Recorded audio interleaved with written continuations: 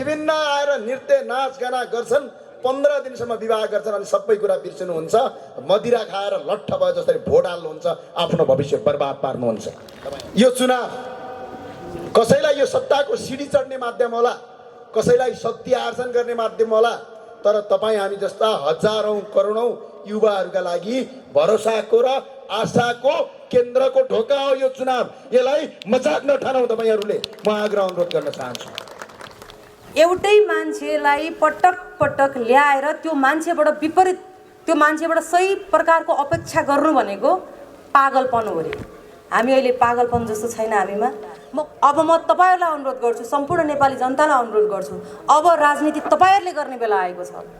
तपाईहरु राजनीति गर्नुस्। अब राजनीतिमा तटस्थ बस्नु भनेको तपाईले कुनै सही मान्छेलाई चुनावमा भोट नहाल्नु भनेको तपाईले घरमा बसेर तटस्थ गरेको होइन। एउटा बेइमानी, एउटा अयोग्य, एउटा देशको लुटेरा, एउटा भ्रष्टाचारीलाई चुनाव जिताएर आफ्नो खुट्टोमा आफै बन्चरो आने हो, आफ्नो भविष्य बर्बाद पारेको। चुनाव जित्नेले 112 भोट ल्याएर गाउँपालिकाको अध्यक्ष आज पनि पट्काइरहेछ, आज पनि देश लुटिरहेछ अनि जसले चुनावमा भोट हालेनन् तिनीहरू त्यो लुटेराको दास बनिराखेका छन्। यो कुरा हेक्का रहोस् र आज यो अवस्था। राष्ट्रिय प्रजातन्त्र पार्टी जिन्दाबाद, राष्ट्रिय प्रजातन्त्र पार्टी जिन्दाबाद। त्यो भएर हामी मेक्सिको राष्ट्रपति युवा चाहियो भन्छौँ अनि हामी जस्ता 30 वर्षका युवा यो राष्ट्रिय प्रजातन्त्र पार्टीको प्रवक्ता छौँ। हामीलाई समर्थन गर्नुको सट्टा कुरा काटेर बस्छन् अनि यस्ता युवा हुन्छन् अनि यसरी हुन्छ। विदेशी मान्छे मालिक बन्न पाइँदैन। आज यो देशका मूलधारका मुख्य पत्रिका विदेशीले चलाउँछ। तिनीहरू के गर्छन् थाहा छ? मेक्सिको 35 वर्षको मान्छे प्रधानमन्त्री भयो भने लेख्छन् सारा।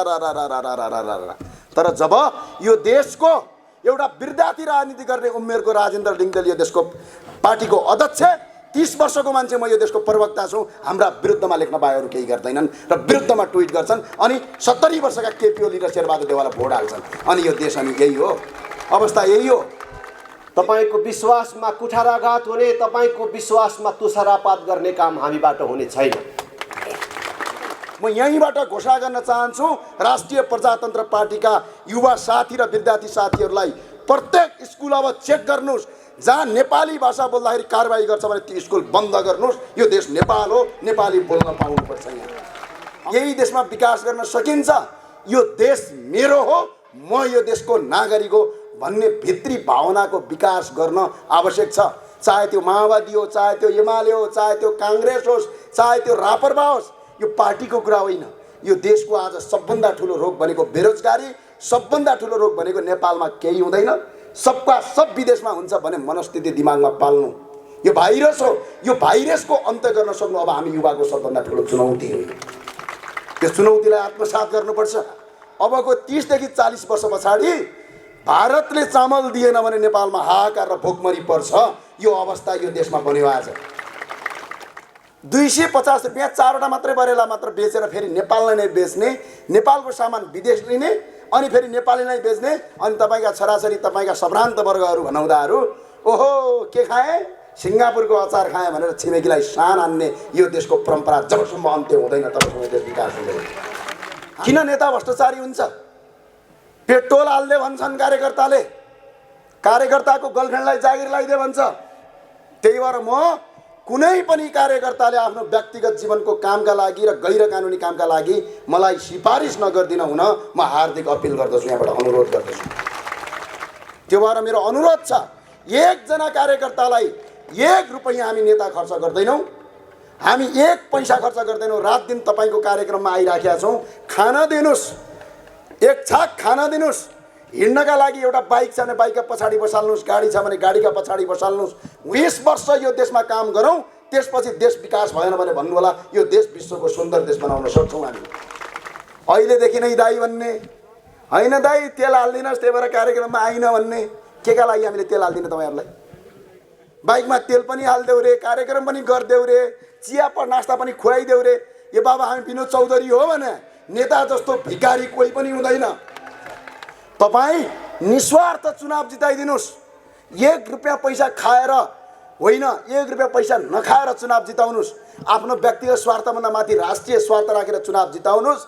त्यसपछि तपाईँको राम्रो मान्छेले काम गर्छ।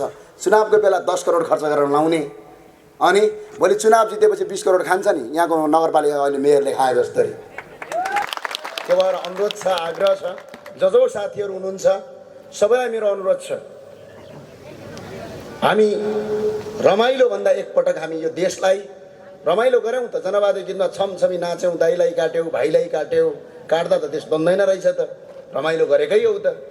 तर त्यो रमाइलोले आज मुलुक बन्यो? काटेको रगतले मुलुक बन्यो? बनेन। त्यो भएर हामी कुनै पनि कुरालाई संवेदनशील भएर हामीले हरेक कुरालाई आत्मसात गर्नुपर्छ। हामीहरूले जुन हिसाबले काम गरिरहेका छौँ, कुरा गरिरहेका छौँ, त्यो एउटा कानले सुन्ने अर्को कानले उडाउने भए त्यसको कुनै महत्त्व रहँदैन, त्यसको कुनै अस्तित्व रहँदैन। र त्यो बरु भन्नुभन्दा नभनेकै राम्रो हुन्छ, आउनुभन्दा नआएकै राम्रो हुन्छ। त्यो भावनाले मैले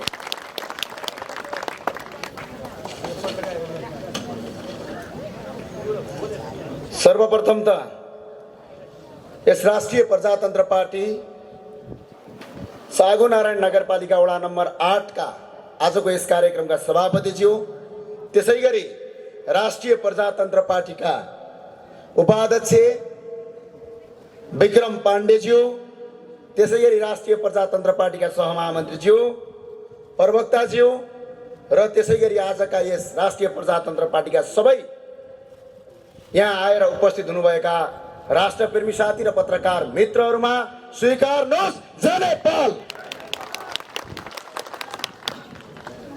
हामी यो देशमा, यो मुलुकमा हामी केटाकेटी खेलाए जसरी खेलेका होइनौँ, कुनै फुल गोबारा फुटाए जस्तो होइन। यो देशमा यी भ्रष्टाचारीहरूका विरुद्धमा लड्दाखेरि आफ्नो ज्यानलाई आहुति दिन सक्ने दम र क्षमता राख्न सबैलाई म हार्दिक अपिल गर्छु।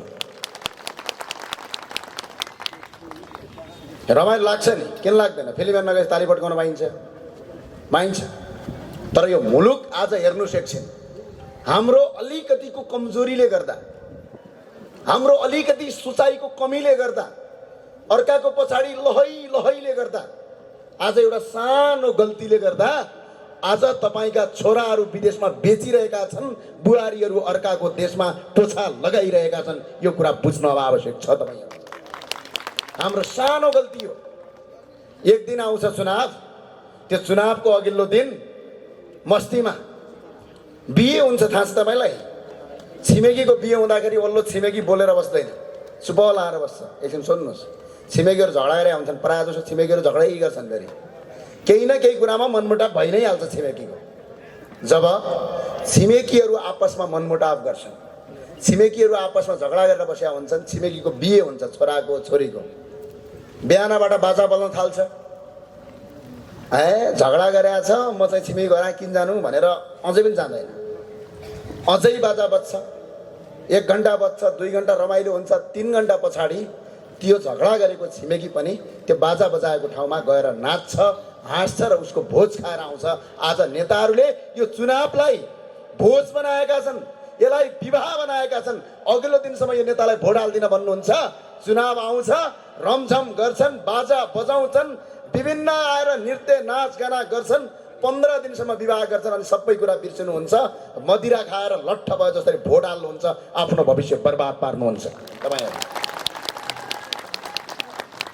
धेरै मान्छेलाई लागेको होला यो चुनाव कसैलाई यो सत्ताको सिडी चढ्ने माध्यम होला, कसैलाई शक्ति आर्जन गर्ने माध्यम होला। तर तपाईँ हामी जस्ता हजारौं करोडौं युवाहरूका लागि भरोसाको र आशाको केन्द्रको ढोका हो यो चुनाव। यसलाई मजाक नठानौ तपाईहरूले, म आग्रह अनुरोध गर्न चाहन्छु। अहिले एउटा जबरजस्त एउटा युवा समाज छ नेपालमा।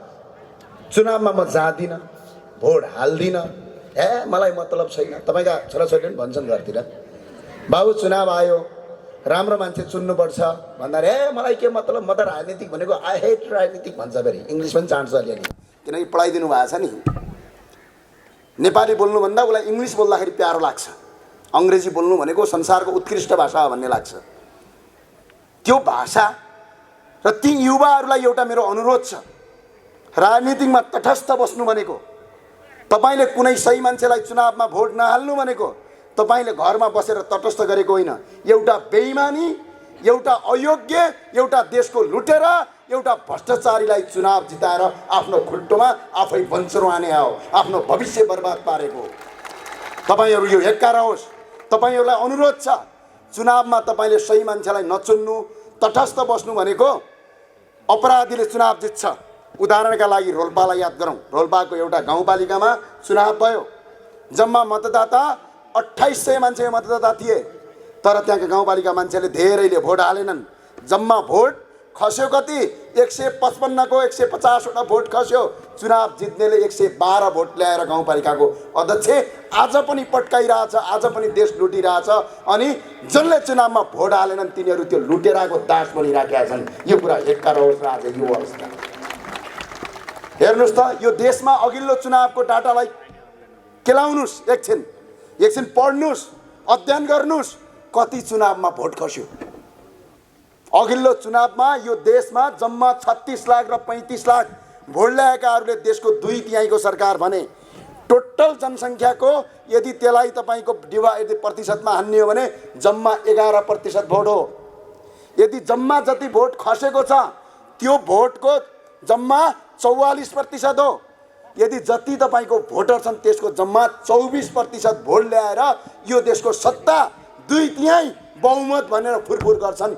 भोट आयो एमालेको 36 लाख, नेकपाहरूको 36 लाख आयो, तर 58 लाख मान्छेले भोट हालेन। 58 लाख ठुलो कि 36 लाख? त्यो 58 लाखले भोट हालेनन्। किन थाहा छ?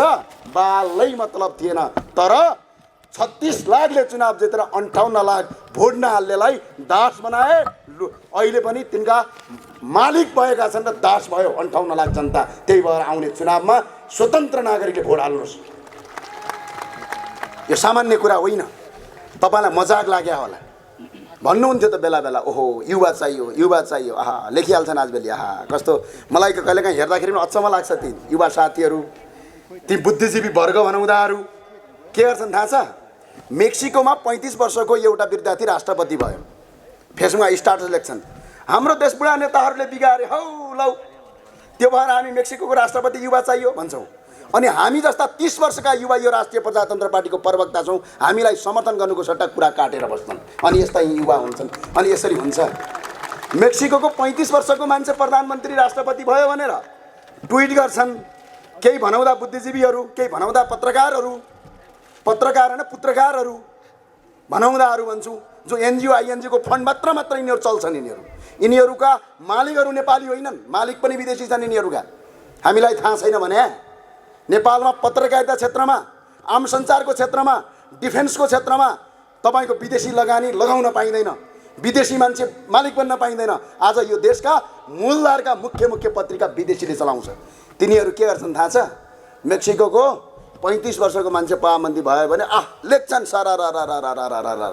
तर जब यो देशको एउटा विद्यार्थी राजनीति गर्ने उमेरको राजेन्द्र लिङ्गदेल यो देशको पार्टीको अध्यक्ष, 30 वर्षको मान्छे म यो देशको प्रवक्ता छु, हाम्रा विरुद्धमा लेख्न पाएहरू केही गर्दैनन् र विरुद्धमा ट्विट गर्छन्। अनि 70 वर्षका केपी ओली र शेरबहादुर देवाललाई भोट हाल्छन्। अनि यो देश अनि यही हो अवस्था, यही हो अवस्था भन्ने बेला विदेशका युवालाई। अस्ति एक फेरि खतरा भयो कि फ्रान्समा एकजना मान्छे राष्ट्रपति भए, सायद भर्खरकै छन्, धेरै उमेरका छैनन्। नेपालभरि हुटिङ चल्यो जब एकजना युवा एउटा पार्टीमा चुनाव लड्यो, त्यो युवाको जमानत जफत गराए यिनीहरूले। सिर्फ लेख्न जानेका छन्।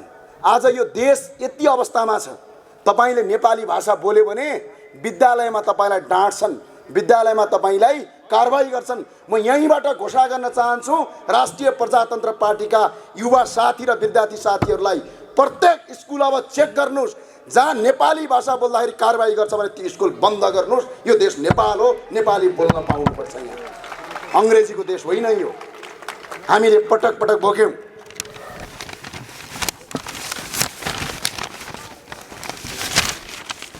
हेर्नुहोस्, अचम्म छ।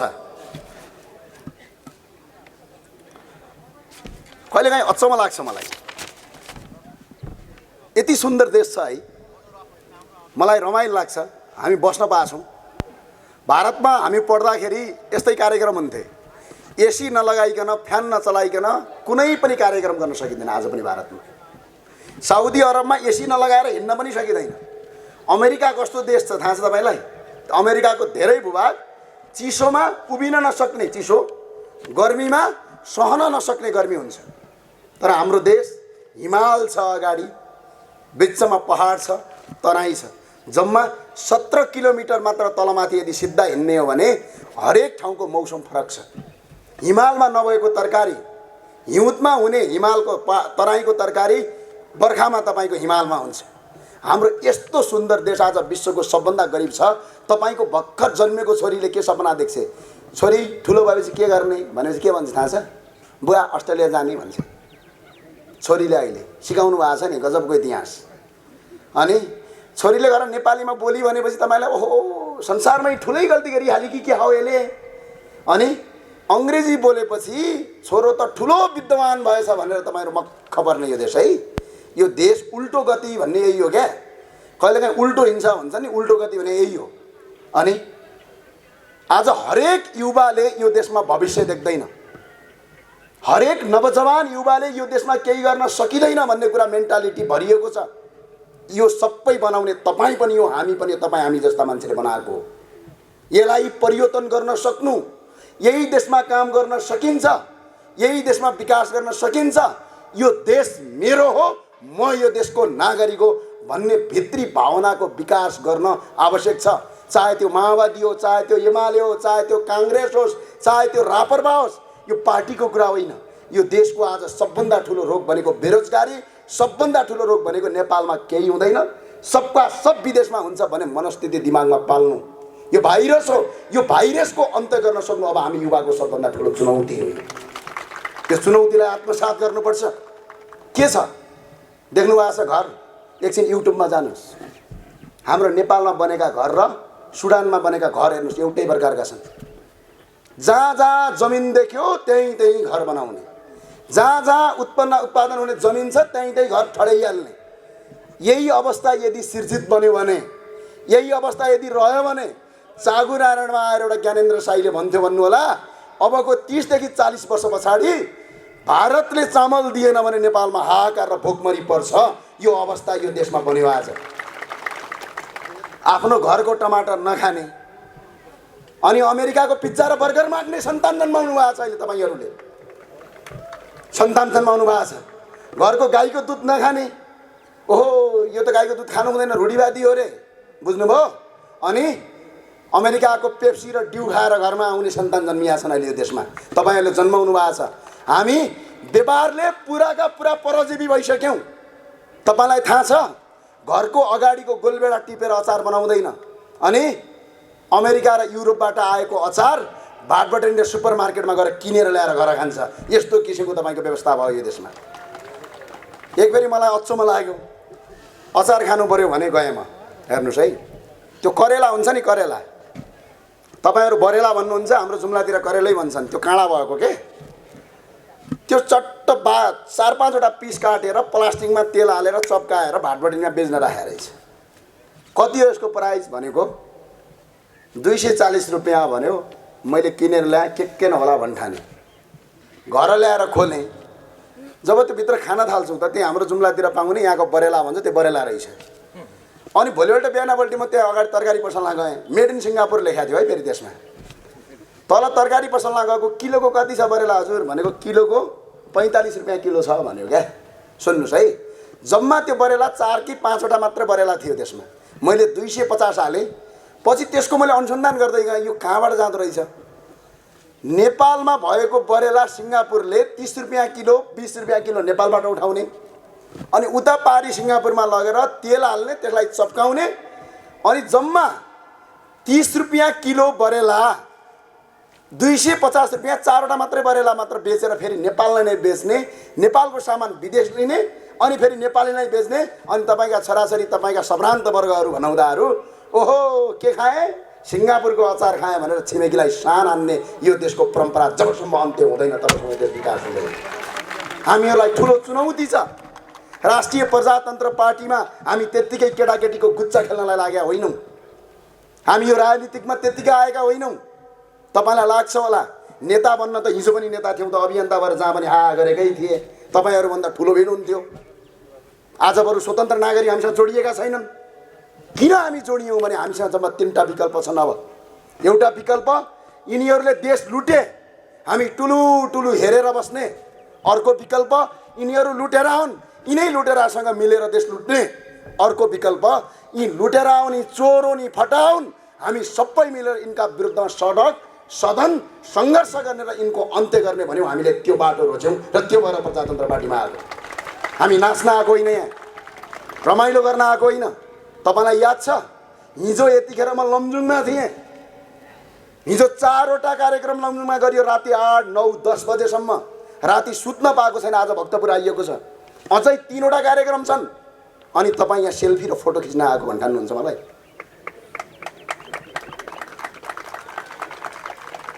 तपाईँहरू सबैलाई मेरो अनुरोध छ, नेता भ्रष्टाचारी भयो भन्नुहुन्छ अनि कार्यकर्ता खुबै गतिल्ला हुनुहुन्छ नि।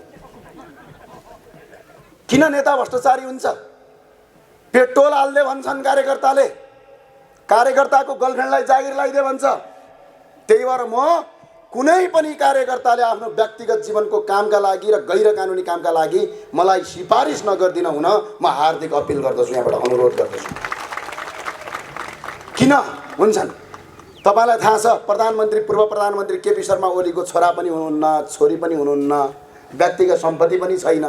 तर यो देशको सबभन्दा ठुलो भ्रष्टाचारी केपी शर्मा ओली हुनुहुन्छ। किन होला? किनकि बा आई लभ यु भन्दै हिँड्छन् नि ती नक्कली छोराहरू। यिनीहरूको सम्पत्ति, यिनीहरूको गर्लफ्रेन्डलाई पनि जागिर लगाइदिनुपर्छ केपी ओलीले। खाने पैसा पनि दिनुपर्छ, बाइकमा तेल हाल्ने पैसा पनि दिनुपर्छ।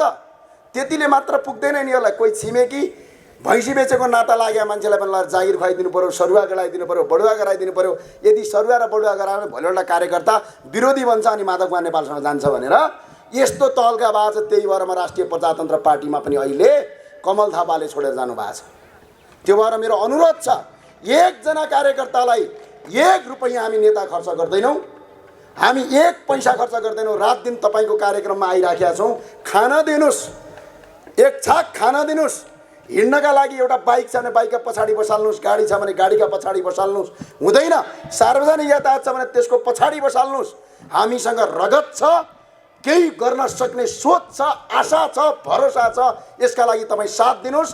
20 वर्ष यो देशमा काम गरौँ, त्यसपछि देश विकास भएन भने भन्नु होला यो देश विश्वको सुन्दर देश बनाउन सक्छौँ हामी। तपाईँले अहिलेदेखि नै हामी नेताका पछाडि दौडिने, अहिले नै यहाँ राजा साहबले यहाँ कार्यक्रम गर्नुभएको छ, थाहा होला यो पीडा, मैले भन्नु पर्दैन। अहिलेदेखि नै दाई भन्ने होइन, दाई तेल हालिदिनुहोस् त्यही भएर कार्यक्रममा आइन भन्ने। के का लागि हामीले तेल हालिदिने तपाईँहरूलाई? के का लागि हालिदिने? भोलि यो देश बन्यो भने हाम्रा सन्तान मात्रै पढ्ने हुन्, यो देश विकसित भयो भने हाम्रा सन्तानले मात्रै भोग्ने हुन्। नेता पनि बन रे, पैसा पनि देऊ रे, बाइकमा तेल पनि हालिदेऊ रे, कार्यक्रम पनि गरिदेऊ रे, चिया नास्ता पनि खुवाइदेऊ रे। यो बाबा हामी विनोद चौधरी हो भने नेता जस्तो भिकारी कोही पनि हुँदैन। तपाईँ धनी हुनुहोस्, हामी गरिब हुन्छौँ। हामी गरिब भयौँ भने तपाईँहरू जनता धनी भयो भने बत्ता देश बन्ने हो। संसारको सबभन्दा देश कतिखेर गरिब हुन्छ भने नेता धनी भयो भने देश बर्बाद हुन्छ। हामीलाई गरिबै हुन दिनुहोस्, तर 1 छाक खाना दिनुहोस्, कहीँ भेटेको बेला चिया खुवाउनुहोस्। अनि यसो नगर्नु, कहिलेकाहीँ कार्यक्रममा जान्छु म, ओहो ज्ञानेन्द्र साई आएछ हा भन्छन् पहिला है, मन्दिरमा गएर टिका लगायो। अनि हामी त 10 रुपियाँ दिने हो पुजारीलाई, त्योभन्दा बढी त दिँदैनौँ, किन छैन हामीसँग। अनि के भन्छन् थाहा छ खासु गरेर यतापट्टि, ज्ञानेन्द्र साई आएको यार 5000 हाल्ला भनेको त 10 रुपियाँ पो हाल्यो अरे है। सुन्नुहोस् यहाँ, हामी ज्ञानेन्द्र साई विनोद चौधरी हो भने हामीसँग 10 रुपियाँ हाल्दा पनि हामीले 10 पटक सोच्नुपर्छ। तपाईँहरू हामीलाई भ्रष्टाचारी बनाउने कि नबनाउने भनेको नेपालका तमाम तपाईँ समर्थकको हातमा छ। तपाईँ निस्वार्थ चुनाव जिताइदिनुहोस्। 1 रुपियाँ पैसा खाएर होइन, 1 रुपियाँ पैसा नखाएर चुनाव जिताउनुहोस्। आफ्नो व्यक्तिगत स्वार्थभन्दा माथि राष्ट्रिय स्वार्थ राखेर चुनाव जिताउनुहोस्। त्यसपछि तपाईँको राम्रो मान्छेले काम गर्छ। चुनावको बेला 10 करोड खर्च गरेर लाउने अनि भोलि चुनाव जितेपछि 20 करोड खान्छ नि। यहाँको नगरपालिका अहिले मेयरले खाए जस्तै यसरी नै खान्छन् नि तपाईँ। त्यही भएर सुध्रिनुहोस्। मेरो अनुरोध छ, मेरो आग्रह छ, सबैलाई मेरो अनुरोध छ। अहिले स्थानीय तहको चुनाव हुँदैछ। यो चागुनारायण नगरपालिकामा पनि राष्ट्रिय प्रजातन्त्र पार्टीका प्रत्येक यहाँका उम्मेदवारले कसम खानुपर्छ मन्दिरमा गएर भ्रष्टाचार गर्नु आफ्नो आमाको रगत खानु बराबर हो भनेर चुनावको उम्मेदवार घोषणा हुनभन्दा अगाडि यदि गर्नु भएन भने आचार संहिताभित्र पर्दैन। चुनाव जितिसके पछाडि त्यो कसम खानुस्। र अर्को, तपाईँ 1 रुपैयाँ पनि खर्च नगरेर चुनावमा जानुस्। जिते जितिन्छ, हारे हारिन्छ, तर चुनाव हारिन्छ जनताको मनबाट हारिँदैन, स्वाभिमानबाट हारिँदैन। त्यसका लागि म हार्दिक अपील गर्न चाहन्छु। आजकल बडा अचम्म भन्छन्, के भन्छन् थाहा छ? हामीलाई राजावादी भन्छन्। हामीलाई राजावादी भन्छन्, थाहा छ तपाईँलाई? थाहा छ कि छैन? यो देशको माटोलाई माया गर्ने, यो देशको धर्मलाई माया गर्ने, यो देशको भूगोल र नेपाली माटोको सिद्धान्तलाई माया गर्नलाई राजावादी भन्दाखेरि हामीलाई गौरव लाग्छ।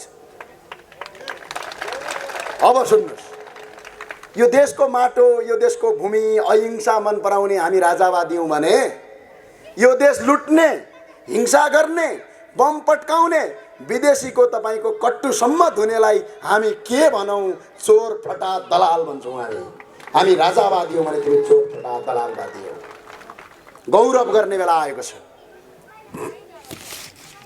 रगत हाम्रो बगेको छ, माटो पुरै भिजेको छ।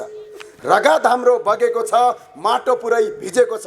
पूर्व मेचीदेखि पश्चिम महाकालीबाट रापरवा ज्राकज्रुक उठेको छ, ज्राकज्रुक उठेको छ।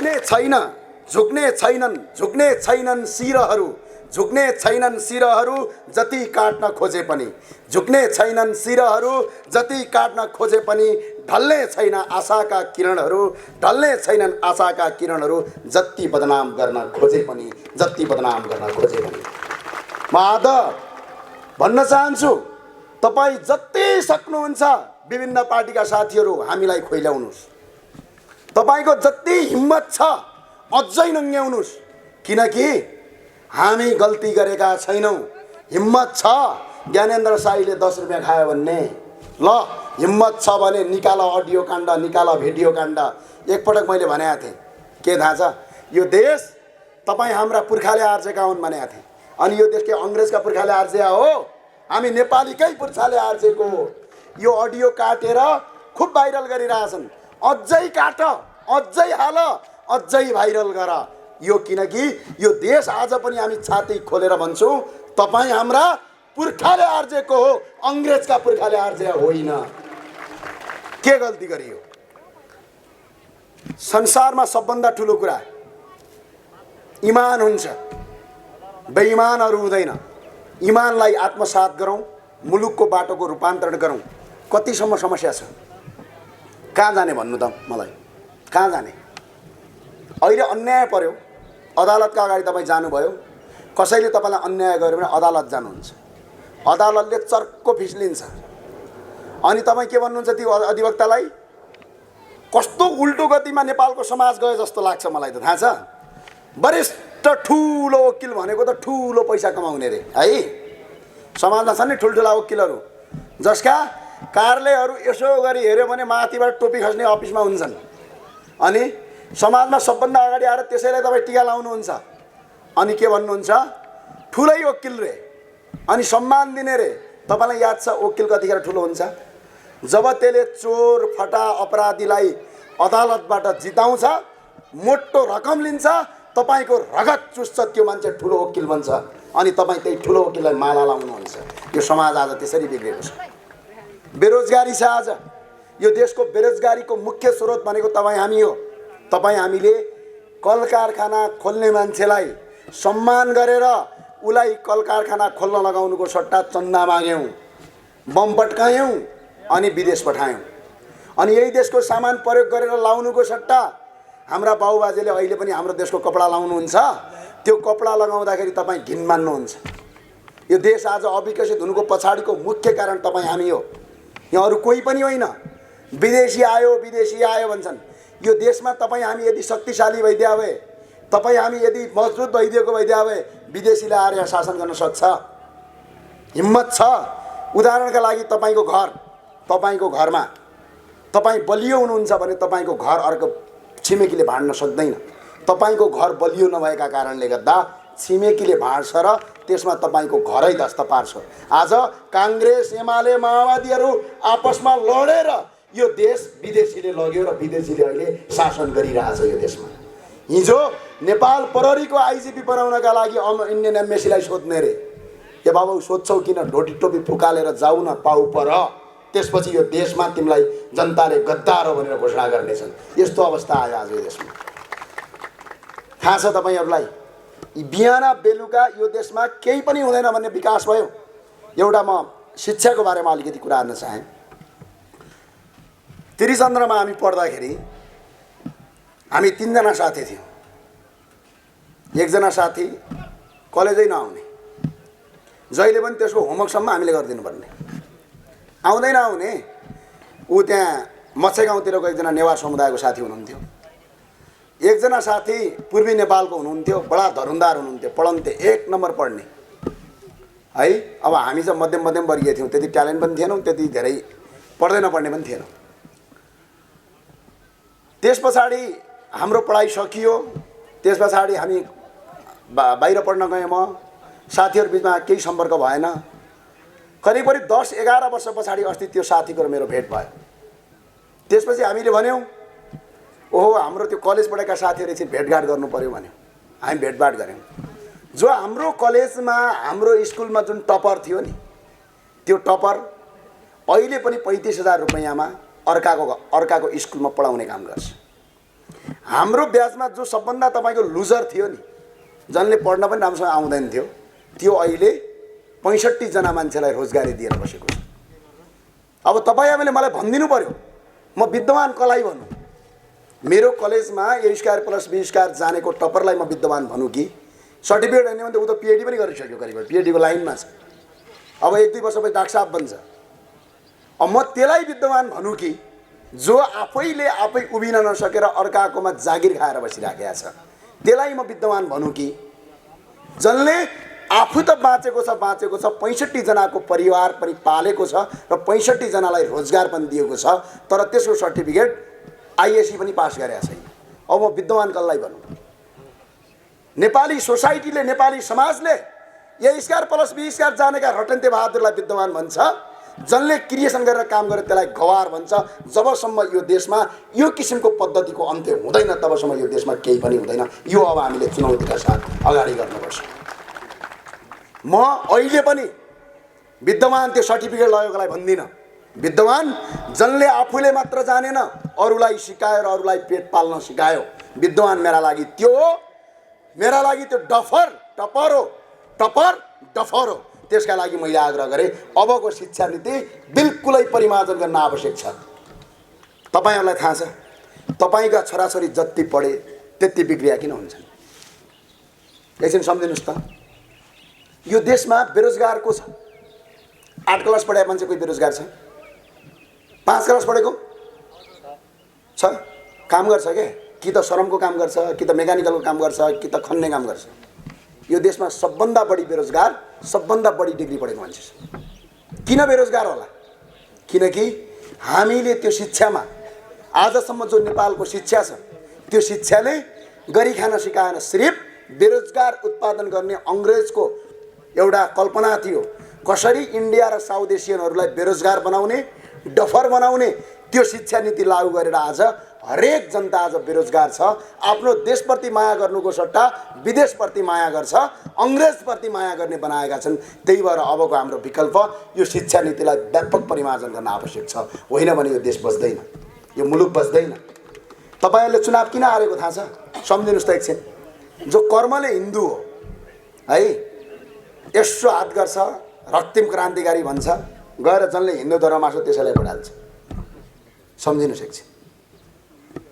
तपाईँ जो कर्मले हिन्दू हुन्छ, जो तपाईँ जन्मले हिन्दू हुनुहुन्छ, जसले यो देशको हिन्दूलाई मार्यो, जसले मन्दिरमा मान्छे काट्यो, जसले मन्दिरमा गएर दिशा गर्यो, आज उसैलाई तपाईँले चुनाव जिताएर 64 सालमा सबभन्दा ठुलो दल बनाएन। किन? किनकि तपाईँको सोच, तपाईँको विचार बिल्कुलै विदेशवादी बनेको छ। यसलाई परिमार्जन नगर्दासम्म राष्ट्रिय प्रजातन्त्र पार्टीले चुनाव जित्दैन। यसलाई परिमार्जन गर्न आवश्यक छ। आज अघि नै भनिसक्नुभयो, एउटा किराँतको छोरा। धर्ममा अहिले पनि हाम्रो अध्यक्षले कोलममा किराँत लेख्नुहुन्छ। एउटा किराँतीको छोरा यो देशमा हिन्दू धर्म बचाउनुपर्छ भन्नुहुन्छ। जो कर्मले जुन जन्मले हिन्दू हुनुहुन्छ तिनीहरू हिन्दू धर्म मास्नेलाई भोट हाल्नुहुन्छ।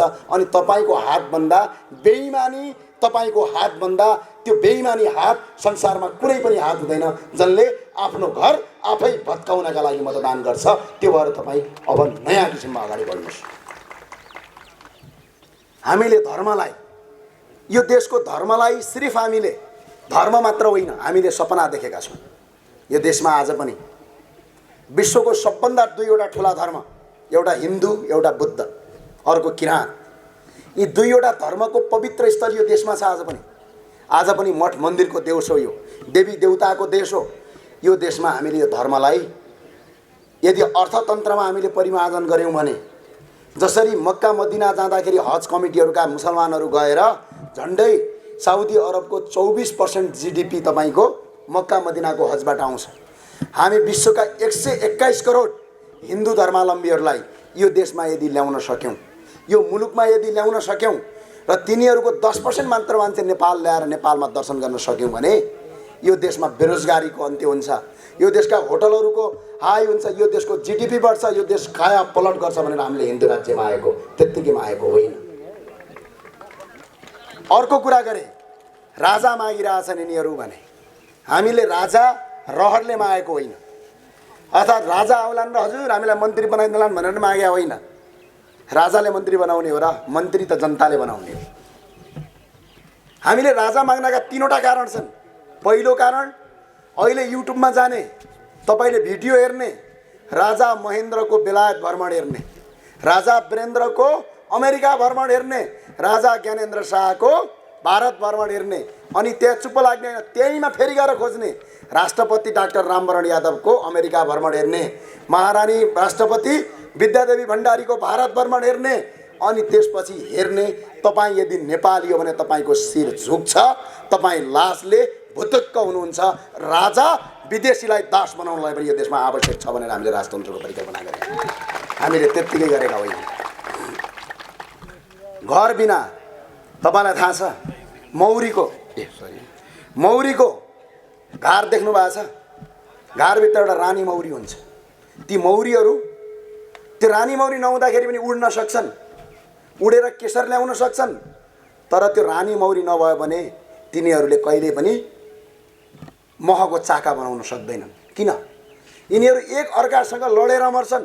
आज राजा नहुँदाखेरि काङ्ग्रेस, कम्युनिस्ट, एमालेहरू एक अर्कासँग सडकमा नाराबाजी र झगडा गरेर यो देश बर्बाद पारे। त्यही भएर राजा एकताको सूत्र हो, त्यही भएर हामीले राजाको आवश्यकता ठान्यौँ यो देशमा, हामीले त्यत्तिकै होइन।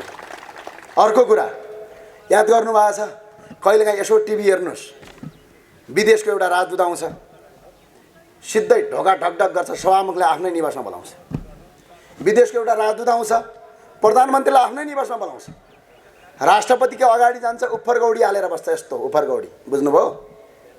तर हिजो राजा वीरेन्द्रले उफ्फरगौडी हालेर बस्नुहुन्थ्यो, अमेरिकन राष्ट्रपति झुकेर बस्थ्यो। त्यो भएर हाम्रो देशमा राजाको आवश्यकता छ भने हामीले त्यत्तिकै भनेका होइनौँ। हामी यो देशको शान हो, यो देशको मान हो, यो देशको इज्जत हो, यो देशको प्रतिष्ठा हो राजतन्त्र। राजतन्त्र कोही कसैको विदेशीको दास हुँदैन। यो देशमा यदि कसैलाई सबैभन्दा बढी यो देशको माया छ भने राजाभन्दा अरू कसैलाई पनि माया हुँदैन, किनकि यो देश राजाको सम्पत्ति हो। सम्पत्तिको माया सबैलाई हुन्छ। तपाईँलाई उदाहरणलाई सुन्नुहोस् त, एउटा घरमा तपाईँ भाडामा बस्नुहुन्छ, घरको माया त्यो भाडामा बसेको मान्छेलाई हुन्छ कि घरमुलीलाई हुन्छ? भन्नुहोस् त, कसलाई हुन्छ? यो देश राजाको घर, राजा यो देशको घरमुली हो। यी अहिले दलका नेताहरू भाडामा बसेका, भाडामा आएका मान्छे हुन्, त्यही भएर यिनलाई देशको माया छैन, त्यही भएर यो देशलाई कङ्कार गरिराखेका छन्। धेरै लामो बोल्ने साथीहरू हो,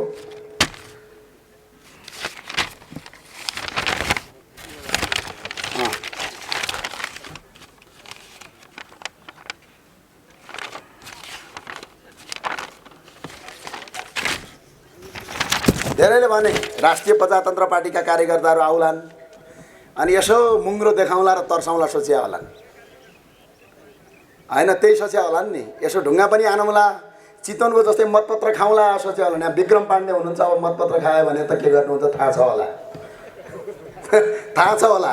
त्यो काङ्ग्रेस एमालेसँग मतपत्र खाए जस्तो भन्ठानेका छन्। यो राष्ट्रवादी हौँ, त्यही भएर म अनुरोध गर्न चाहन्छु, हाम्रा हातहरू थमाएका हौँ, भाँचिएका छैनन्। हाम्रा हातहरू थमाएका हौँ, भाँचिएका होइनन्। बाघ निधाएको हो, मरेको होइन। बाघ निधाएको हो, मरेको होइन। बाघ राजा हो, आज पनि निधाएको मात्रै हो, मर्या होइन। त्यही भएर हामीप्रति झगडा गरौँला, लडाइँ गरौँला, मतपत्र खाउँला, सुन्डे मुकुन्डे लगाउँला नसोचे हुन्छ। त्यो कल्पनाभन्दा धेरै माथिको कुरा हो। त्यही भएर हामी शक्तिशाली बनेर जान आवश्यक छ। अब म सागुनारायण नगरपालिकाको डाटा सुन्न को तयार हो? हात उठाउनुहोस्। तयार हो? तपाईँ सोधिदिनु होला, सागुनारायण नगरपालिकामा बेरुजो मात्रै यो 3 वर्षमा 14 करोड 45,74,000 रुपियाँ छ। कति छ रे? 14 करोड 14 करोड 45,74,000 बेरुजो छ। पैसा कति आयो होला सोच्नुहुन्छ? 3 अर्ब 34 करोड 71,76,000 रुपियाँ पैसा आएको छ। मोज मस्तीमा सागुनारायण नगरपालिकाका जनप्रतिनिधिहरूले 28 करोड 89,28,000 मोज मस्ती गर्नुभएको छ। एकपटक रापरवालाई जिताउनुहोस्, यही रकम असुल उपर गरेर जनतालाई स्वास्थ्य र शिक्षा निःशुल्क गर्छौँ हामी। अरू कर उठाउनु पर्दैन। हामीले कर उठाउने कुरा गरेनौँ। हामी कर बढाउँदा पनि बढाउँदैनौँ। हामी करलाई पारदर्शिता बनाउँछौँ। भ्रष्टाचारलाई अन्त्य गरेर यो देशमा स्वास्थ्य र शिक्षा निःशुल्क गर्ने प्रतिबद्धता गरेका छौँ। यसका लागि तपाईँको साथ र समर्थन आवश्यक छ। याद छ तपाईँलाई टर्ली बस चल्थ्यो, कहाँ गयो? कागज कारखाना थियो, कहाँ गयो? साराका सारा बेचेर खाने अनि तिनै बेच्नेलाई भोट हाल्ने काङ्ग्रेस कम्युनिस्टका साथीहरू हो। अब कित्ता कार्ड क्लियर भयो। एउटा देशद्रोही भ्रष्टाचारी अपराधीको कित्ता, एउटा राष्ट्रभक्ति र यो देशको धर्म संस्कृति र भ्रष्टाचार विरुद्धको कित्ता। काङ्ग्रेस कम्युनिस्टका जति पनि राष्ट्रवादी साथीहरू छन्, आउनुहोस्, फुलमाला लगाउनुहोस्, तपाईँ गद्दारका विरुद्धमा लड्न हामीलाई साथ दिनुहोस्। आजको दिनसम्म कुनै पार्टीलाई मतदान नगरेका मानिसहरू समेत ठुलो सङ्ख्यालाई पार्टीमा स्वागत गर्न पाउँदा हामी थप उत्साहित भएका छौँ। यो लहर केवल चाङ्गु नारायणमा मात्रै छैन, देशभर छ। अहिले देश राष्ट्रिय प्रजातन्त्र पार्टीको पक्षमा जुरुक्कै उठेको बेला छ। म राष्ट्रिय प्रजातन्त्र पार्टीमा आज यहाँ प्रवेश गर्ने र विभिन्न ठाउँमा राष्ट्रिय प्रजातन्त्र पार्टीमा प्रवेश गरिराख्नुभएका सबै दिदीबहिनी दाजुभाइहरूलाई आश्वस्त दिलाउन चाहन्छु। राष्ट्रिय प्रजातन्त्र पार्टीको एकता महाधिवेशनपछि राष्ट्रिय प्रजातन्त्र पार्टीका प्रति नेपाली जनतामा एउटा नयाँ आशा र उत्साहको सञ्चार भएको छ। राष्ट्रिय प्रजातन्त्र पार्टीका प्रति एउटा विश्वास पैदा भएको छ। आम नेपाली जनताले 31 वर्षदेखि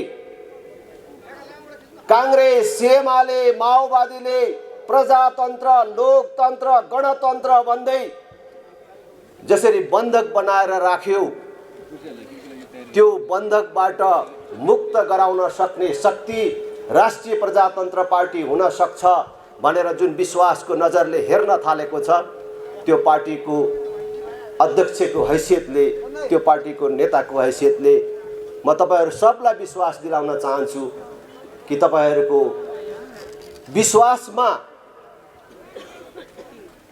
एक दिन होइन, एक क्षण पनि शंका पैदा हुने, तपाईको विश्वासमा कुठाराघात हुने, तपाईको विश्वासमा तुषारापात गर्ने काम हामीबाट हुने छैन। फेरि पनि दोहोर्याउन चाहन्छु, हामी सबैभन्दा माथि देश छ, देशभन्दा माथि अर्को कुनै कुरा छैन। हामी देशको लागि छौँ। हामीले गरिराखेको कुरा देशको लागि हो, जनताको लागि हो र देशको लागि जनताको लागि काम गर्ने क्रममा हामी देशको मुख्य शत्रुको रूपमा रहेको भ्रष्टाचारको विरुद्ध पहिलो आफै खरो उत्रनेछौँ। भ्रष्टाचार गरेर खानु, आमाको रगत खानु सर मानेर हामीले काम गर्नेछौँ।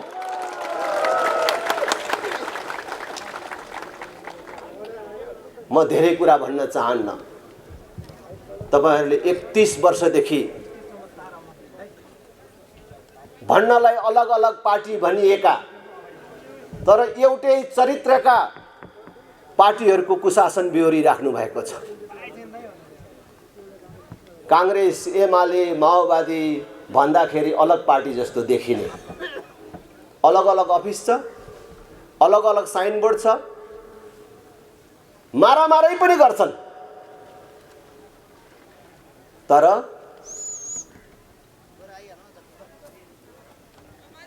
भ्रष्टाचारका ठुलठुला कुराहरू आयो भने सबै पार्टीको नाम एकै ठाउँ जोडिन्छ।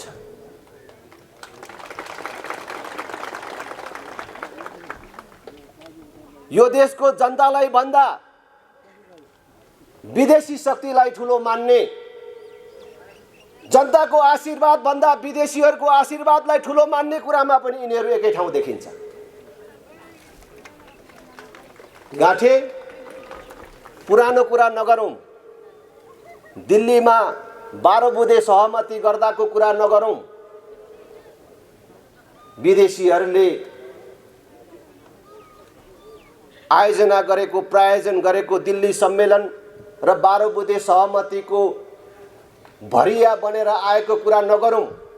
भर्खरै एमसीसी को कुरा, कस्तो चर्कोसँग एमसीसी को विरोध गर्दै थिए। नेकपा एमाले संसदमा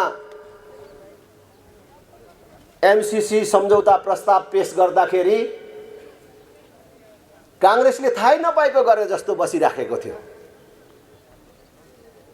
ऊ प्रतिपक्षमा थियो। फेरि कांग्रेस सरकारमा आयो, एमालेलाई लुतोने कन्याई जस्तो, अझ विरोधी जस्तो गरेर बसिराखेको थियो। माओवादी त झन् कस्तो चर्को स्वरमा सडकमा थियो है। हामी त विरोधमा जुलुसमा मात्रै थियौं, हामी तोडफोडमा थिएनौं। उनका कार्यकर्ता त भत्काउनेमै थिए। सुरक्षाकर्मीमाथि आक्रमणमै अगाडि अगाडि सरिराखेका थिए। तर जब निर्णयको दिन आयो, यी सबै एउटै दुलोमा सोझिएर पसे।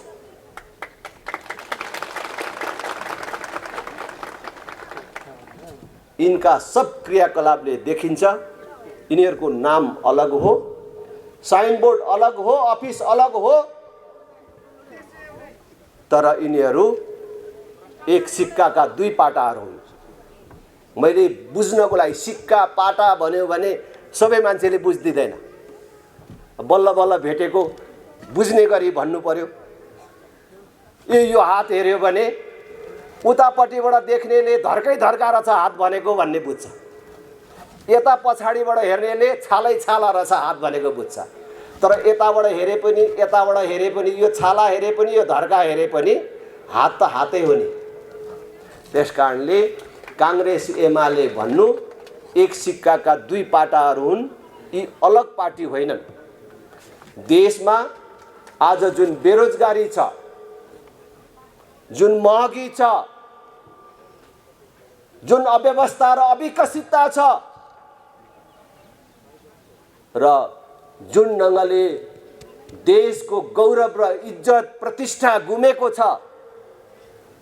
त्यसका लागि यिनीहरू सबै समान जिम्मेवार छन्। यो देशको यो स्थिति ल्याउनमा यिनीहरू बराबर जिम्मेवार छन्। त्यसकारण मैले तपाईहरुलाई भन्छु, कांग्रेसको विकल्प एमाले होइन, एमालेको विकल्प माओवादी अथवा माओवादीको विकल्प कांग्रेस होइन। अब कांग्रेस एमाले माओवादीको विकल्प राष्ट्रिय प्रजातन्त्र पार्टी हो। धेरै भो देशले दुःख पाएको, जनताले दुःख पाएको, संसारमा 16-17वटा मात्रै देश भएको बेला नेपाल भन्ने देश थियो। जुन बेला नेपाल भन्ने देश थियो त्यस बेला अहिलेको भारत बनेको थिएन, अमेरिका बनेको थिएन। भारतभन्दा अमेरिकाभन्दा जेठो विश्वको यो प्राचीन देश आज कसरी मागी खानेहरूको देश भयो? आज किन उनीहरूको अगाडि हामी हात थापी खाने भयौँ? 31 वर्ष भयो त कांग्रेसहरूले, एमालेहरूले, माओवादीहरूले प्रजातन्त्र, लोकतन्त्र, गणतन्त्रको नाममा देशमा शासन चलाएको। आज यिनीहरूको कार्यकालमा 1000 मान्छेले कहीँ एकै ठाउँ काम गर्न पाउने एउटा उद्योग धन्दाको स्थापना गर्न सके।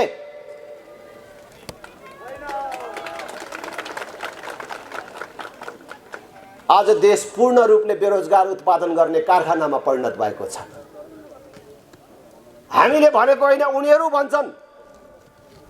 50 लाख भन्दा बेसी युवकहरू वैदेशिक रोजगारीमा छन्। जुन देशको जनसङ्ख्या 3 करोड पुगेको छैन, त्यो देशको 18 वर्ष उमेर पूरा गरेको, 50 वर्ष ननागेको, डाक्टरले जाँच्दाखेरि शरीरमा कुनै रोग नदेखिएकै 50औं लाख युवकहरू वैदेशिक रोजगारीमा छन् भने देशको अवस्था के होला? कल्पना गर्नुहोस्। आज छोरा जन्मायो, बढायो, अरबियनको नोकर हुन पठायो। आमाको काख छोडेर, बिहे गरेको भोलिपल्ट श्रीमती छोडेर धेरै पैसा कमाउनको लागि होइन, केवल परिवार पाल्नको लागि देश छोड्न बाध्य बनाउने व्यवस्था कसले ल्यायो? यसको जिम्मेवार को हुन्? के राजालाई गाली गरेर, हिन्दू राष्ट्रलाई गाली गरेर अब यिनीहरूले मुक्ति पाउँछन्, छुट पाउँछन्?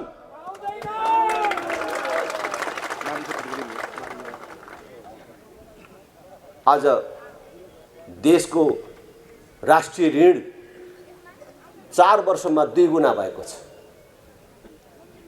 4 वर्ष अगाडि संहिता कार्यान्वयन हुनुभन्दा अगाडि राष्ट्रिय ऋण 8 खरबमा थियो, अहिले 17 खरब भन्दा बेसी पुग्यो। हरेक व्यक्तिलाई भाग गर्यो भने 60,000 70,000 कति पर्छ भनेर साथीहरू भन्दै थियो। ऋण मात्रै बढेको छैन, यही बीचमा करको दर र दायरा कुन ढङ्गले बढ्यो तपाईहरूले आफै अनुभव गर्नुभएको छ। केही वर्ष अगाडिसम्म के कुरामा कर लाग्छ भनेर हामीले यसो सम्झिनु पर्थ्यो, तर आज के कुरामा चाहिँ कर लाग्दैन भनेर हामीले सम्झनु पर्ने भएको छ। कर नलाग्ने कुनै क्षेत्र छैन। करको दायरा पनि त्यसरी नै बढेको छ भने दर पनि हिजो 17 रुपियाँ लाग्ने ठाउँमा आज 1700 र 7000 सम्म लाग्न थालेको छ। तर यति धेरै ऋण लिएर, यति धेरै कर तिरेर हामीले कसलाई पोसिराखेका छौँ? संघीयता अन्तर्गतका जनप्रतिनिधिहरू, तिनका कर्मचारीहरू, तिनका लागि व्यवस्था गरिएका गाडीहरूमा खर्च भइराखेको छ, तिनका तलब भत्तामा खर्च भइराखेको छ। यो देशले धान्न सक्ने कुरा होइन। आज देशको गरिबी, अविकसितता यी त आफ्नो ठाउँमा छन्। कुनै दिन राम्रो पार्टी र राम्रो नेता पाएको दिन यी सब चिज ठिकमा आउला। तर त्योभन्दा पनि खतरनाक कुरा यी ठुला राजनीतिक दल हुँ भन्नेहरूको केटाकेटी व्यवहारको कारण वैदेशिक सम्बन्धलाई सत्ता प्राप्त गर्ने र सत्तामा बस्नेले सत्तामा टिकिराख्ने अस्त्रको रूपमा प्रयोग गर्न खोजेको कारण आज अन्तर्राष्ट्रिय जगतमा नेपालको विश्वसनीयता गुमेको छ मात्रै होइन,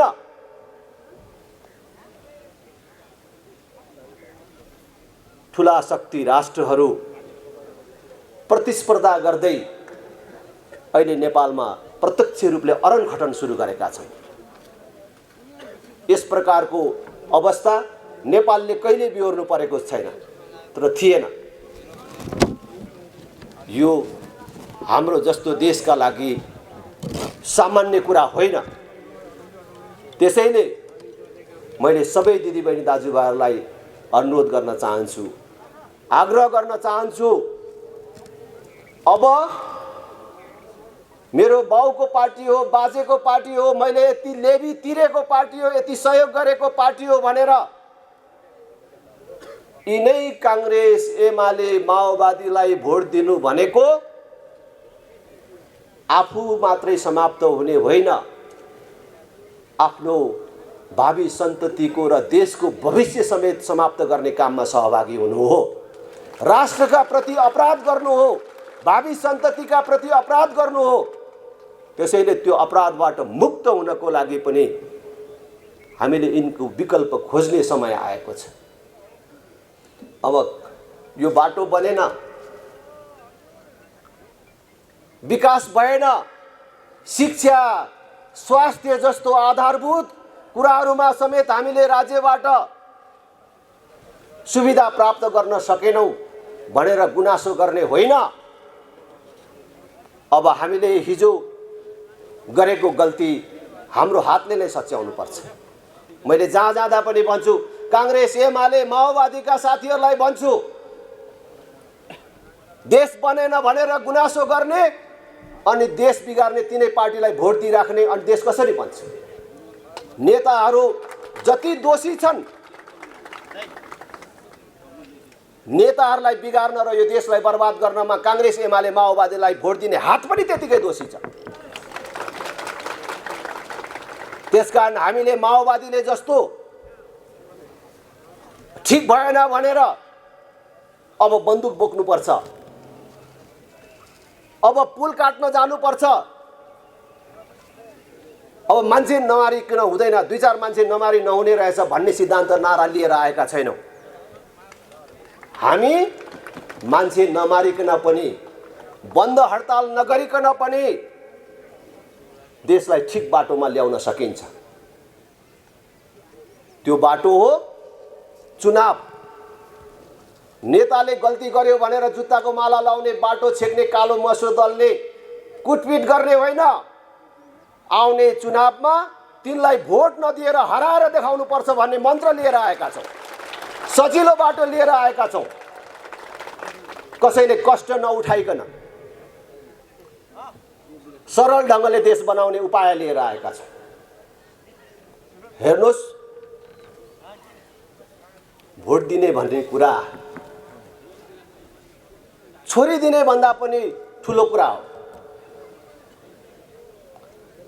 छोरी दिँदाखेरि तपाईले कतिचोटि सोच्नुहुन्छ? 1 चोटि, 2 चोटि, 10 चोटि? होइन, 1000 चोटि सोच्नुहुन्छ। जब छोरी दिने कुरा हुन्छ, रातभरि छटपटाउनुहुन्छ, निन्द्रा लाग्दैन। आफूले छोरी दिन लागेको केटो कस्तो हो भनेर अनेक मान्छे लगाएर बुझ्नुहुन्छ। त्यो छोरो अथवा त्यो ज्वाइँ बन्ने मान्छे कति पढेको छ, आनी बानी कस्तो छ, आम्दानीको स्रोत के छ, जाँडक्सी खान्छ कि खाँदैन, त्यति मात्र हो। र त्यसले ठिटी घुमाएर हिँड्ने गरेको छ कि छैन भनेर समेत सोध्नुहुन्छ र बुझ्नुहुन्छ।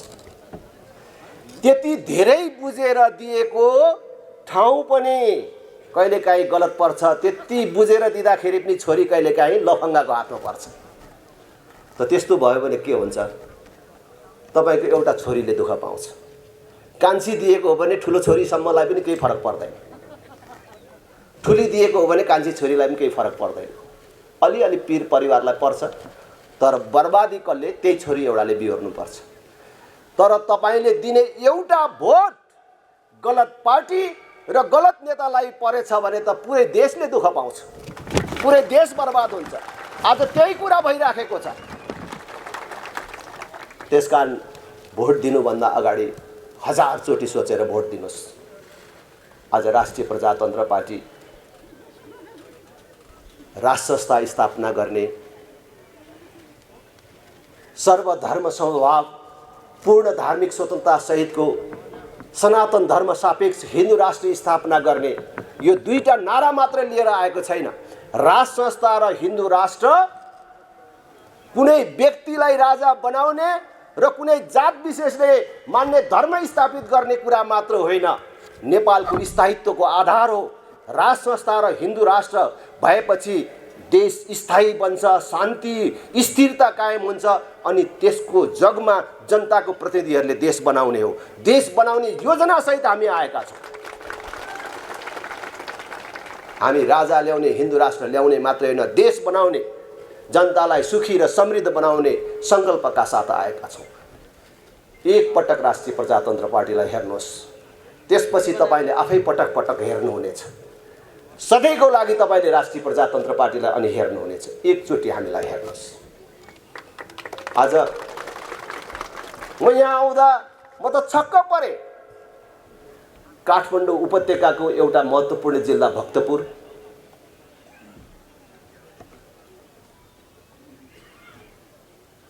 राजधानीसँग जोडिएको भक्तपुर, यो ऐतिहासिक नगरी चाङ्गु नारायणको बाटोको यो हाल देखेर म छक्क परेँ। ओ पण्डितजी कता हुनुहुन्थ्यो अघि, युवा पण्डितजी, खाण्डप्रस्थ तपाईँलाई थाहा छ? महाभारतमा महाभारतको खाण्डप्रस्थ जस्तो देखे। महाभारतको खाण्डप्रस्थ तपाईँहरूले सुन्नु भएको छ? जब हस्तिनापुरमाथि कौरवहरूले हस्तक्षेप गरे अथवा छलछामबाट पाण्डवहरूको हातबाट कौरवहरूले हस्तिनापुर लगे, पाण्डवहरूलाई पनि कुनै राज्य दिनुपर्ने भयो, कहीँको त राजा मानिदिनु पर्ने भयो भन्दाखेरि उनीहरूलाई एउटा यस्तो ठाउँ जहाँ जीवन र वनस्पतिको कल्पना पनि गर्न सकिँदैन थियो, ढुङ्गा मात्रै हेर्दाखेरि पनि आँसु आउने त्यस्तो ठाउँ जसको नाम खाण्डप्रस्थ थियो। ल यहाँको राजा हुनु पाण्डवहरूलाई भनेर त्यो राज्यको राजा हुन दिइयो। तर त्यो खाण्डप्रस्थलाई पाण्डवहरूले रगत बगाए, पसिना बगाए, मेहनत गरे र त्यो खाण्डप्रस्थलाई हस्तिनापुर भन्दा पनि राम्रो र लोभलाग्दो इन्द्रप्रस्थ बनाए।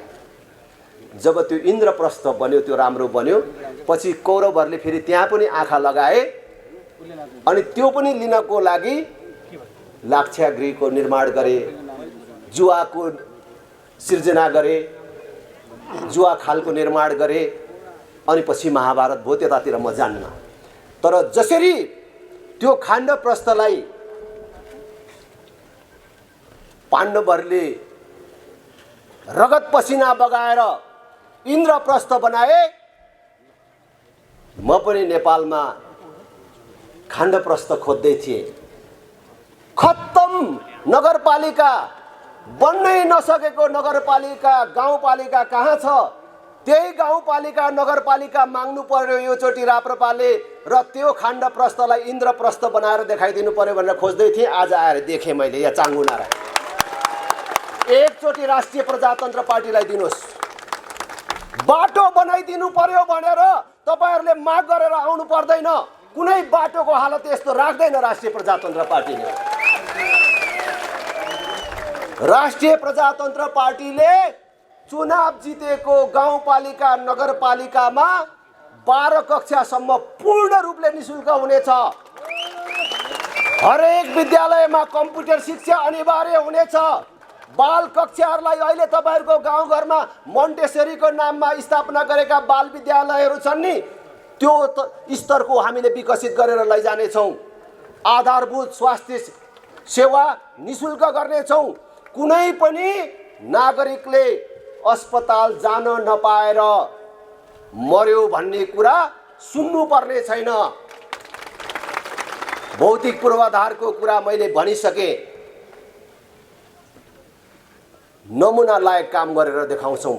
थोरै पैसाले कसरी यत्रो बाटो बनाए, यत्रा पुल कल्भर्टहरू बने, यति धेरै सामुदायिक भवनहरू कसरी बने भनेर काङ्ग्रेस एमाले माओवादीले जितेका ठाउँका मानिसहरू हेर्न आउने गरी बनाउँछौँ। हामीले ज्येष्ठ नागरिकहरूको लागि, बालकहरूको लागि, महिलाहरूका लागि हामीले हेर्न लायक र नमुना लायक योजनाहरू ल्याउँछौँ। त्यसकारण एकचोटि राष्ट्रिय प्रजातन्त्र पार्टीलाई साथ दिनुहोस् र यो चाङ्गु नारायण राष्ट्रिय प्रजातन्त्र पार्टीलाई एकचोटि दिनुहोस् भन्ने म अपिल गर्न चाहन्छु। यस्तो बिजोग काठमाडौँसँग, राजधानीसँग जोडिएको जिल्लाको, नगरको हालत यो के हो? यस्तो यो त मेरो सुदूर गाउँमा पनि छैन। यस्तो हामीले जितेको गाउँमा यस्तो छैन। हामीले जितेको गाउँमा पहिले यस्तै थियो। कालो पत्रे सडक कस्तो छ हेर्नको लागि कि बिहार जानु पर्थ्यो कि सहरमा जानु पर्थ्यो। तर आज कालो पत्रे सडकले नछोएको कुनै वार्ड छैन। हाम्रो गाउँका छोराछोरीहरूले 12 कक्षासम्म निशुल्क पढ्न पाउँछन्। हरेक नागरिकका छोराछोरीले दिनमा 1 घन्टी कम्प्युटरसँग खेल्न पाउँछन्। एकचोटि यो चाङ्गु नारायण पनि हामीलाई दिनुहोस्। म यही अपिल गर्न चाहन्छु। नअल्मलिनुहोस् यो काङ्ग्रेस एमाले माओवादीसँग। जुन पार्टीहरूले 31 वर्ष मौका पाउँदाखेरि केही गर्न सकेनन्। ल त तपाईँ राप्रपा भएर होइन, काङ्ग्रेस एमाले माओवादी पनि भएर होइन, एउटा नागरिक भएर एकछिन आँखा चिम्म गरेर छातीमा हात राखेर सम्झनुहोस् त। यो 31 वर्षमा यो 2046 सालदेखि यहाँसम्म आइपुग्दाखेरि यो काङ्ग्रेस एमाले माओवादी भन्ने पार्टीले देशको लागि गरेको यो चाहिँ काम छ है, यो चाहिँ बिर्सनु हुँदैन भन्ने कुनै कुरा छ? एउटा कुनै कुरा छ? कोही काङ्ग्रेसी, कोही एमाले, कोही माओवादी जनहरू आएर ल राजेन्द्र म भन्छु भनेर यहाँ उभिएर भन्न सक्ने तागत राख्नुहुन्छ? कोही छ? यो त गरेको छ है काङ्ग्रेसले, यो त बिर्सिनु हुँदैन भन्ने कुनै कुरा छ? देशले देख्न पाउने, जनताले छुन पाउने, भोग्न पाउने कुनै त्यस्तो कुरा छ? देश पूर्ण रूपले बेरोजगार उत्पादन गर्ने कारखानामा परिणत गरे। आज हाम्रो भाइ छोराहरूलाई, हाम्रा दिदीबहिनीहरूलाई बेचेर उनीहरूले पठाएको रेमिटेन्सबाट देश चलाएर केही मानिसहरू मालिक बने। आज ब्याङ्कमा पैसा छैन भन्छ। अर्थशास्त्रको धेरै कुरा म बुझ्दिनँ, तर लाटो हिसाबले पनि आम्दानी भएन होला, धेरै राजस्व उठेन होला, सरकारको ढिकुटीमा पैसा भएन होला, तर ब्याङ्कमै पैसा नहुने भन्ने कुरा चाहिँ के हो? ब्याङ्कमै पैसा नहुने भन्ने कुरा के हो?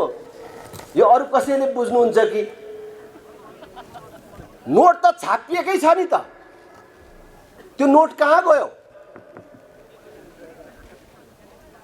नोट कहाँ गयो र ब्याङ्कमा पैसा छैन? नोट नेताहरूको घर घरमा थन्कियो। कमिसनको नाममा अनेक ढङ्गले गरेको भ्रष्टाचारको पैसा ब्याङ्कमा राख्न त आम्दानीको स्रोत देखाउनु पर्यो। कहाँबाट कमाएको, कहाँबाट ल्याएको भनेर त्यहाँ राख्ने त? पैसा जति नेताहरूको घरमा थन्केपछि ब्याङ्कमा कसरी पैसा हुन्छ? आज तपाईँको ठुल्ठुलो चेक साटिँदैन भन्छ, उद्योग धन्दामा ऋण लिन पाउँदैन भन्छ, लगानी बन्द भइसक्यो, राखेको पैसा पनि मान्छेले अब निकाल्न पाउने अवस्था छैन। यो के भएको त? हाम्रो नेपाली नोट भारतमा लगेर राखेको त होइन होला? नेपाली नोट नेपाली नेताको घरमा थन्केको छ भन्छ। ल यसो बुझ्दाखेरि त्यही कुरा देखिन्छ। हामी त अलिअलि पैसा भयो भने ब्याङ्कमै लगेर राख्छौँ, कहाँ घरमा राख्ने? त्यस कारणले देश अहिले सामान्य अवस्थामा छैन। हुँदा हुँदा त अब अलिअलि आशा लागेका मान्छेहरू पनि के भन्छ, देश त नमागिकन चल्दैन भन्छ। सबै पार्टीका नेताहरू एक स्वरमा भन्छ, विदेशीले सहयोग नदिकन कसरी देश बन्छ? यस्तो अति राष्ट्रवादी कुरा गरेर हुन्छ भन्छ। यत्रो बिजुली उत्पादन हुँदैछ, यो बिजुली भारतलाई बङ्गलादेशलाई नबेच्ने हो भने यहाँ कहाँ लगाउनु भनेर भन्छ। एउटा नेता निस्केन, एउटा पार्टी निस्केन। यो बिजुली विदेशीलाई नबेचेर पनि हाम्रै देशमा खपत गरेर पनि हामीले हाम्रो देशलाई सुन्दर बनाउन सक्छौँ र यो बिजुली यही उपयोग गर्न सक्छौँ भन्ने योजना ल्याउँदैनन्। अहिले एमसिसी को कुरा सुन्नु भएको छ नि। एमसिसी ठिक कि बेठिक यी आफ्नो ठाउँमा छलफलको विषय छ, र एमसिसीले दिने पैसा केमा खर्च गर्ने भन्दैछन्। जम्मा केही किलोमिटर बिजुलीको लागि ट्रान्समिसन लाइन विस्तार गर्ने भनेको बिजुलीको तार टाङ्ने, बिजुली कुदाउने बाटो बनाउने। अर्को केही किलोमिटर बाटो स्तर उन्नति गर्ने, अलि साँघुरो बाटो थियो भने अलि ठुलो बनाउने भनेको। आज तपाईँ सम्झनुहोस् त, अहिले संसारमा यति धेरै प्रविधिको विकास भइराखेको छ, नयाँ नयाँ आविष्कार भइराखेको छ। हाम्रोमा अनेकौं आयोजनाहरूबाट बिजुलीहरूको उत्पादन बढिराखेको छ। भविष्यमा बढ्ने त्यो बिजुलीको उत्पादन भारतलाई बेच्नुपर्छ भनेर यो अहिले ट्रान्समिसन लाइन बनाएको रे।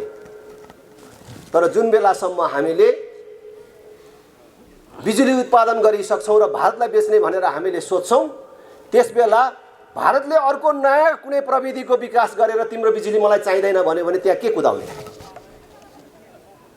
खोइ हाम्रो नेताले भन्न सकेको हामी हाम्रो बिजुली अरू कसैलाई बेच्दैनौँ। अब हाम्रो देशमा चल्ने सबै गाडीहरू बिजुलीबाट चल्ने बनाउँछौँ। तपाईहरुले देख्नु भएको छ कि छैन? अहिले बिजुलीबाट चल्ने गाडीहरू यही छ्यापछ्याप्ती कुदिराखेको छ। अब हामी डिजल पेट्रोल ग्यास ल्याउँदैनौँ, अब उताबाट किनेर सबै चिज बिजुलीले चलाउँछौँ। अब ग्यासले भात पकाउने होइन, बिजुलीले भात पकाउने व्यवस्था मिलाउँछौँ र पूर्ण रूपले विद्युत यहाँ उपयोग गर्छौँ। देशलाई औद्योगिकरणको बाटोमा लान्छौँ। संसारभरका लगानीका कुरा गर्दैन।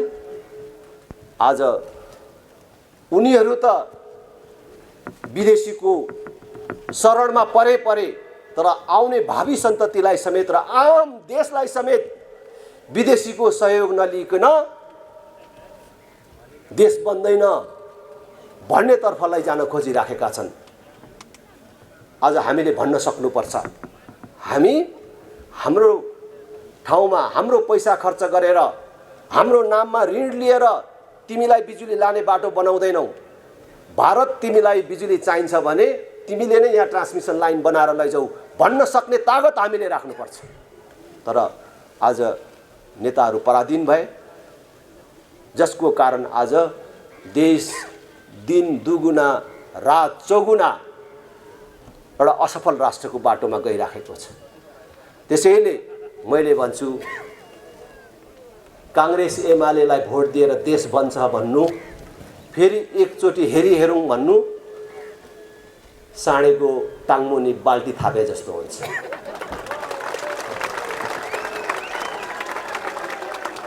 साँडेको टाङमुनि बाल्टी थापेर दुध आउँछ? साँडेको टाङमुनि बाल्टी थापेर साँडेले दुध दिएन भनेर सिर्कना लगाउँदा दिन्छ? सिर्कना लगाए पनि दिँदैन। होइन, के हो यसलाई अलि सुमसुम्या न छोरा भनेर छोराछोरीको पनि सहयोग लिएर सुमसुम्याए पनि दिन्छ? दिँदैन। खाना पो पुगेन कि भने अलिकति दाना थपिँदैन त यसलाई भनेर दाना थपिदिँदा पनि दिँदैन। केही गरे दिँदैन, मरे दिँदैन साँडेले दुध, किनभने साँडेको धर्मै दुध दिने होइन। त्यसै गरेर कांग्रेस एमालेको धर्म नै देश बनाउने होइन रहेछ भन्ने कुरा त 31 वर्षमा देखियो। त्यसकारण अब जनता जाग्ने बेला आयो।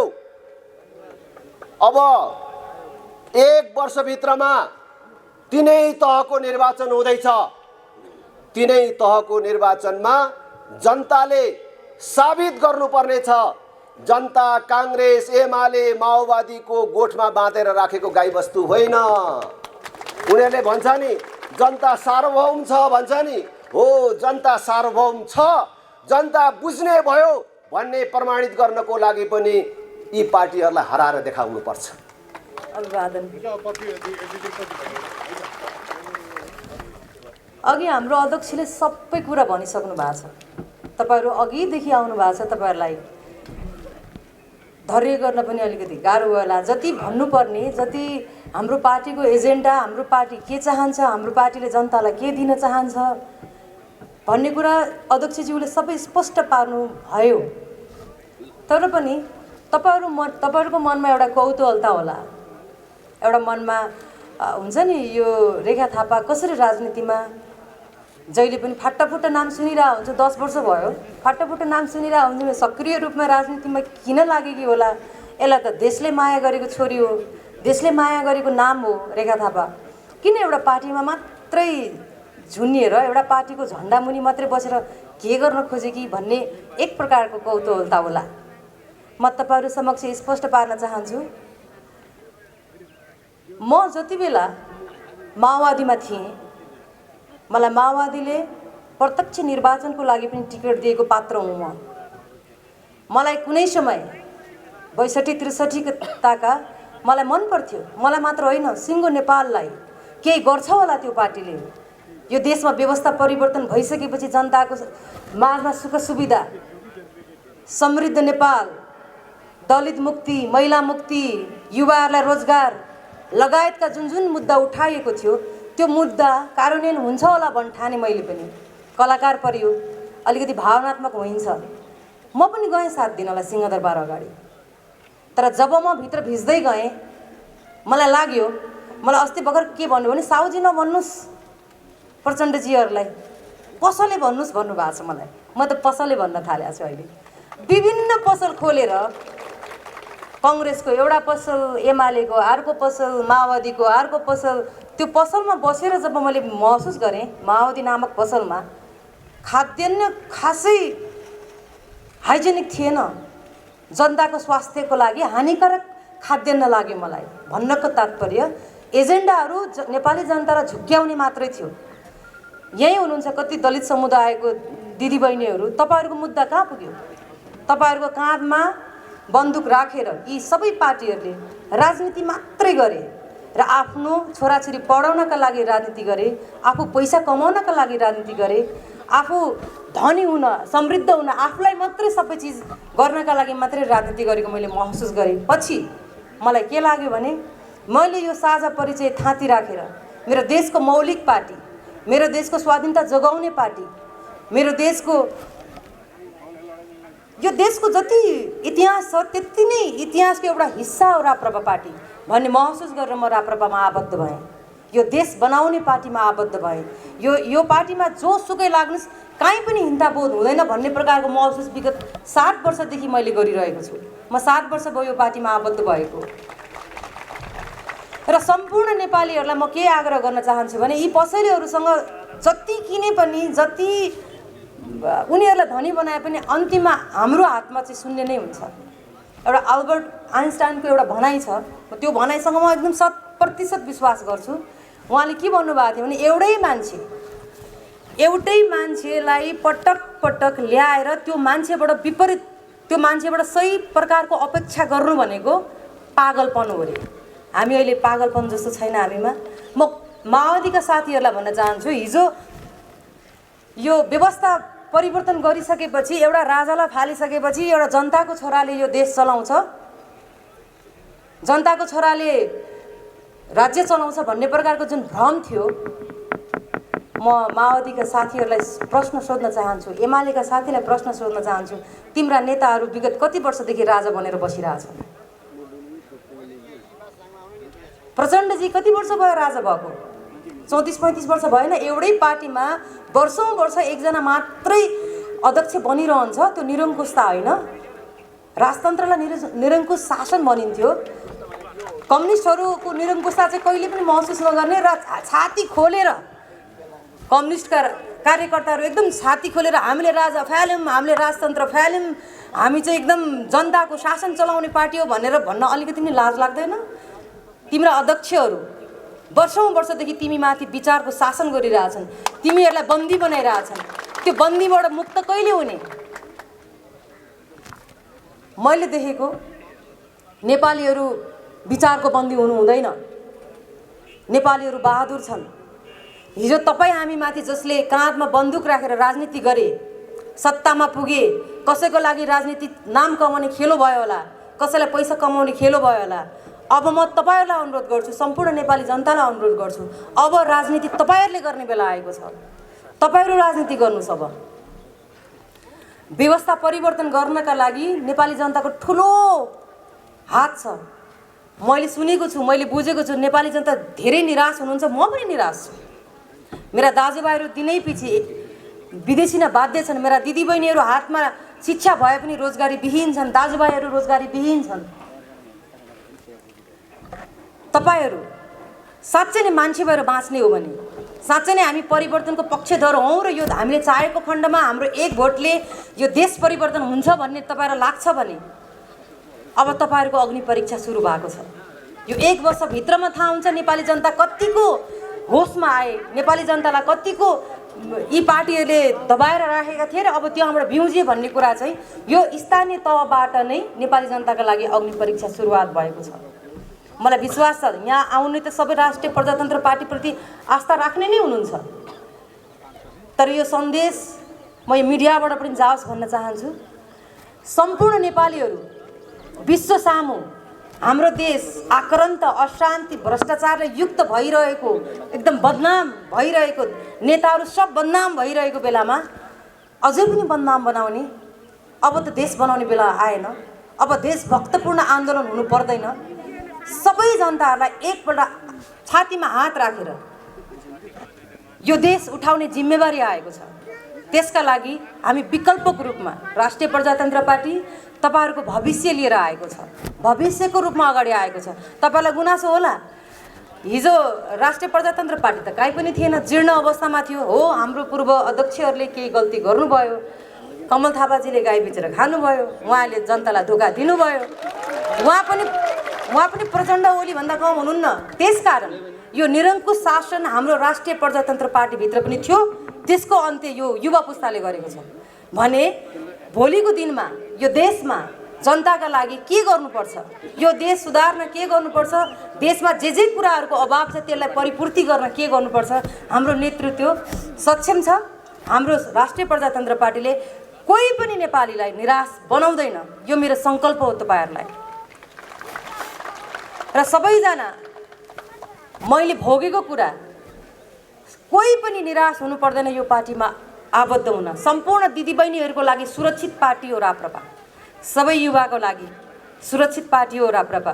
हामी यो पार्टीको नेता बन्न चाहँदैनौँ।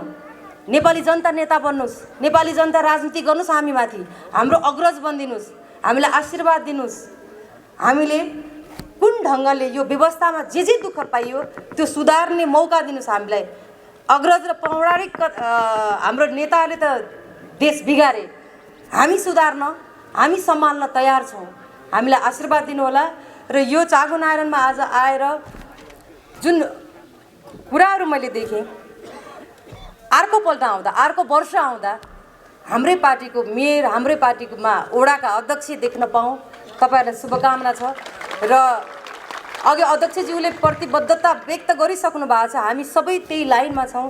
तपाईँहरूको जिन्दगी राम्रो बनोस्, तपाईँहरूको चेतना खुलोस् र नेपाली जनता चेतनाले उठेको जनता हुन् भन्ने प्रमाण यो पल्टको चुनावदेखि, स्थानीय तहको चुनावदेखि नै तपाईँहरूले दिनुहुन्छ भन्ने कुरामा म निश्चिन्त एकदम विश्वास राख्दै मेरो सानो भनाइ यहीँ टुङ्ग्याउन चाहन्छु। जय राष्ट्रवाद।